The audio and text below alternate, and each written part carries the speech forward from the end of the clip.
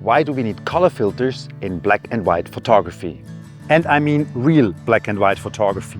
In this video, I'm going to use my M10 monochrome, but everything I'm going to say will apply to every digital monochrome camera available, or if you shoot on black and white film. When I first got my M10 monochrome, I started reading into black and white photography because I am a child of the 80s and I did not have that much experience with black and white film. I started out in color film, so my experiences lies in color film. After reading a lot how the native black and white chip on the camera works, I was starting to read about color filters. And there are 5 filters that are commonly used by black and white photographers. It's a red filter, an orange filter, a yellow filter, a blue filter and a green filter. I want to talk mostly about the red, orange and yellow filters because those are the ones with the most effect, or let's say those are the ones for the most cases. I am heading out to various locations to check out the impact of the 3 filters. Please stick around until the end of the video where I put the 3 color filters on a color camera set to black and white, and you will see what happens then.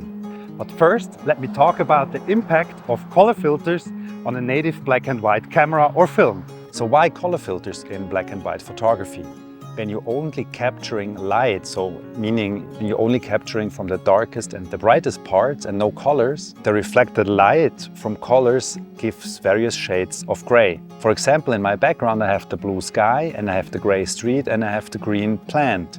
So each will have different shades of gray when in black and white. So color filters in black and white photography are mainly used to increase or decrease contrast. Sometimes, for example, when you do just a picture of the ocean, for example, and you have the blue ocean and the blue sky, it looks beautiful in color.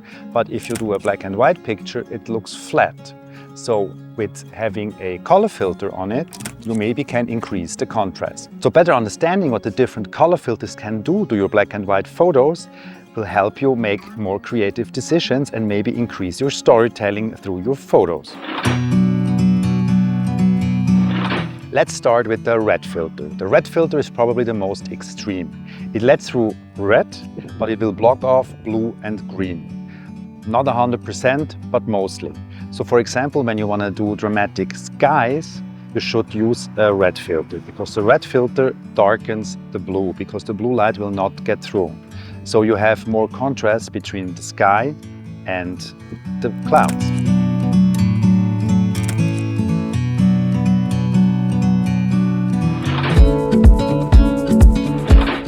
Orange filter often gets used in portrait photography because the orange filter is flattering for the skin tone.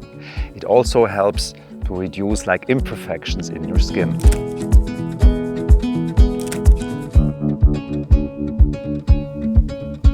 The orange filter also, like the red filter, gets used in landscape photography, especially when you have a cloudy sky.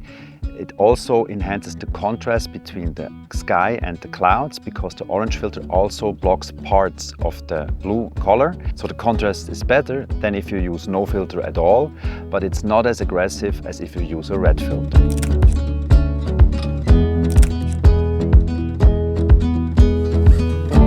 Orange can also be very cool when you do city skylines or especially buildings in architecture. If you, for example, photograph a brick building, the facade pops and it helps the orange color, it puts it more in the foreground. So I would highly suggest if you do buildings and if you have sky also in the picture, use an orange filter. The yellow filter is the most subtle of them all.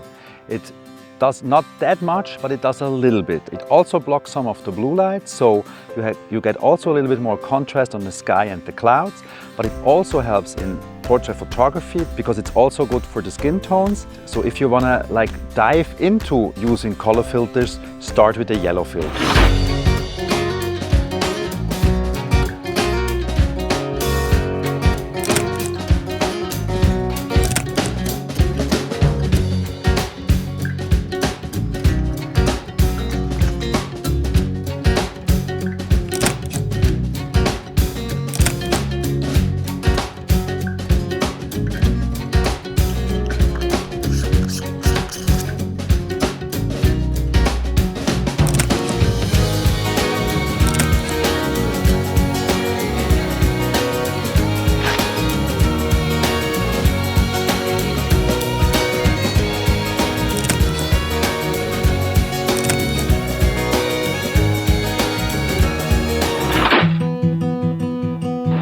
I don't own a blue or a green filter because they don't do that much. If you use a blue filter, it most blocks off the light and it lets through the blue light, so the sky and the rest of the pictures won't have any contrast. Blue filters reduce contrasts. Green filters you can use in plant photography to separate the color of the flower to the green leaves. In conclusion, I can say I really like using color filters in black and white photography, and I'm gonna have some attached in the future all the time. I probably will have the yellow filter attached because it doesn't do that much, but it does do a little bit.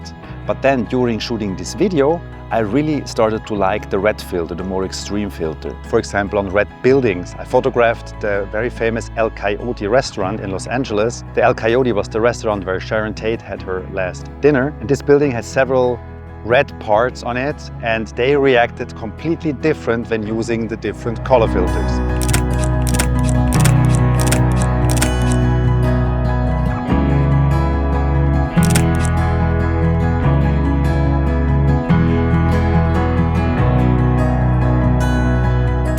So I think we maybe all need to take a little bit more risks and go with the extreme first. So maybe if you start using color filters, start with the red filter and then slowly tone it down if it's too extreme for you. Just remember, blue tones with the red filter almost turn out black because the red filter blocks the blue light. So if you want to have like balanced landscape pictures, probably the orange filter is better for you because it lets through a little bit of the blue light and you still have good contrast, and later in post you can work with that contrast even a bit more. So maybe the orange filter is better to start. But I always encourage you to go with the extreme. Have no fear, try stuff out. Now I have one more thing I want to talk about. Using a color filter in a color camera unfortunately will not have the same effect. Because how do color cameras work? They have actually the exactly same digital chip in there as the black and white monochrome, meaning the same chip in the way they work. It's just a chip that captures light from dark to bright. On top of that chip is a color filter with the colors red, blue and green. For each pixel we have 4 squares. There are 2 greens, 1 blue, 1 red. So the light for every pixel goes through the 4 squares of color filters. Then the computer of the camera measures what it gets back and translates that shade of gray in a color. There is where the color science of each brand comes in. So for example, if you take a color picture with a color LEICA camera and you take the same picture with a color Nikon or Canon camera, you will have 3 different looks in color because every brand translates the color differently. This is basically the secret sauce of each brand, how they translate their shades of gray through the filter into the raw file. So when you now put an orange filter on top of a color camera, it looks pretty weird because the orange will also be translated from the chip through those 4 squares into a more orange look of the picture. And you will have no chance in any way to increase contrast or something because you're basically lying to the chip, to the original chip that lies beneath it. So setting your color camera to black and white and then putting a filter on that will not have the same effect than using a native black and white camera or native black and white film. If this video helped you, please give it a thumbs up to help my channel grow. And don't forget to subscribe. I see you in the next video. Stay curious.